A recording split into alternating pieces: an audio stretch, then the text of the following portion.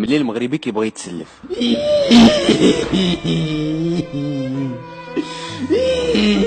مالك عاوتاني؟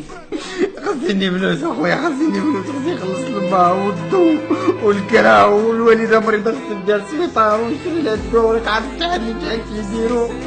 كثرت عليا المصاريف اخويا، راني محنسر، ما عندي حتى ريال وما لقيتش غير انت وعاق الله العظيم. شحال خاصك شحال؟ خاصني 2000 درهم، 2000 درهم اللي خاصني. وانت ترد عليا؟ يومين بالحساب تكون عندك. يومين يومين صافي نعطيك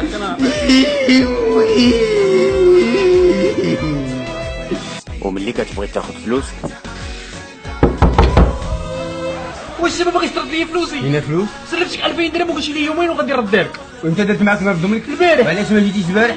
وانت ما عندك كلمه، انا مالي، انا جيت تبكي على اليوم، عمرك ما باقي تدق على الدار. شوف الله يرحم لك الوالدين، نساني وضرب على مرتي والدار ما باقيش تجي لها. هاك 1000 درهم.